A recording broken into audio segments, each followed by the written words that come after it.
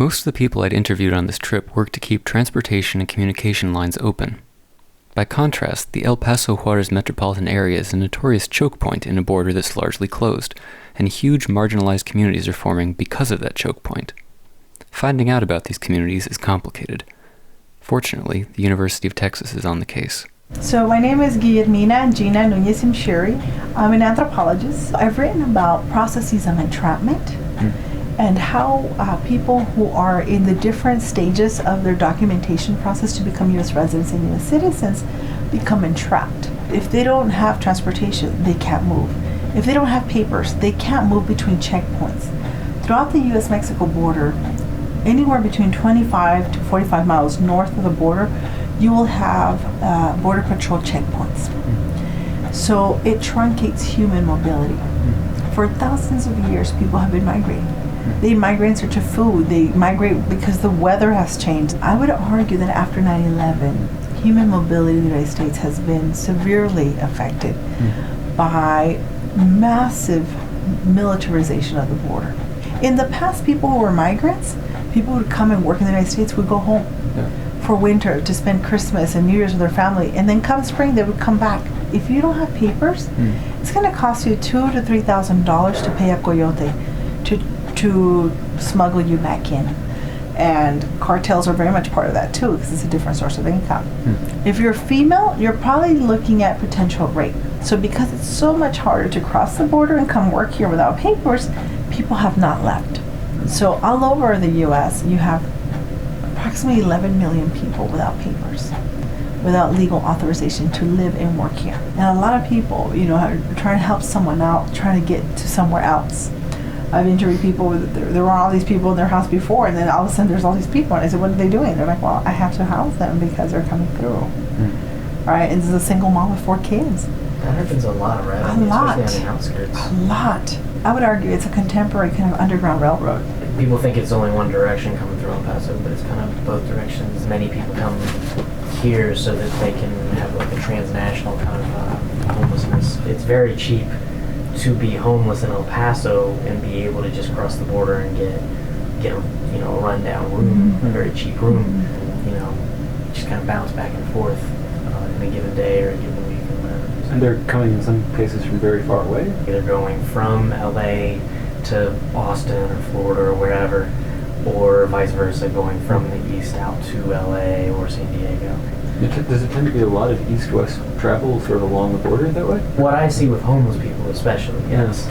But it's a hub in all sorts of directions, I guess is what I was trying to say before too, is people are going from the U.S. into Mexico, people are going from Mexico into the U.S., people are going from the west to the east and east to the west and just stopping along the way because the nearest city in proximity here is Albuquerque. If you go west, I guess it's Tucson, and if you go, and that's what, 5 hours away? 5 hours, 5.5 hours. And if you go east, if you're traveling east, the next city is Austin.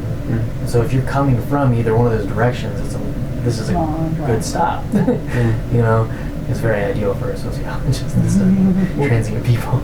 El Paso, Texas is oftentimes referred to as the Ellis Island of the Americas. When you look at immigration, you have the West Coast migration, California. You have right here, El Paso, and then you have the Florida migration. And is that even from down in South America, or a lot of people from South America come on airplane. Okay. Right. Yeah. If you're going to migrate here, it's very far. Yeah. So there's a distinction. There was a Brazilian scholar in California who said, "Oh, we get here by plane. You people walk." Right. So walking as disparaging of their humanity, because if you had money, you would take an airplane. Yeah. If you walk, it's because you're poor. Right. This reminds me of an anecdote of a friend of mine who likes to cycle. And in New Mexico, if you're cycling, it's probably because you lost your driver's license to DUI. Yeah. They have a very high DUI rate. So why on earth would you walk or bike in the desert? That means you probably are an alcoholic and was caught drunk driving and you lost your license. Right? So she's on a bike, cycling, exercising, and they're like, "Get off the road, you drunk?" And she's like, "Drunk? I'm a vegetarian." One thing that I've been kind of curious about is where the border zone is.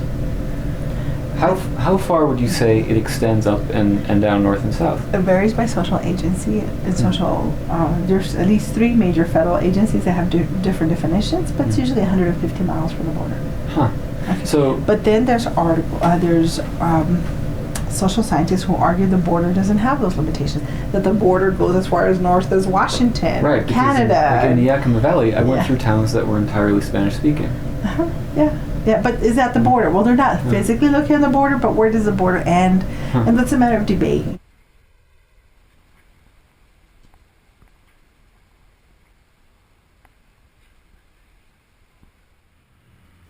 When I first thought of walking across the West, I'd imagined starting from Galveston on the Texas Gulf Coast because the first recorded walk across North America started there in 1528. I'd ruled that out for scheduling reasons, but now that I was in El Paso and unwilling to stop, the coast was back on my mind, and not just the coast, but the Mississippi Delta, New Orleans. This was the second week of January. If I walked faster than I'd ever walked in my life, I might just get there by Tuesday, March 4th. Word was they were planning a party. In order to get there, though, the first thing I had to do was go back to New Mexico.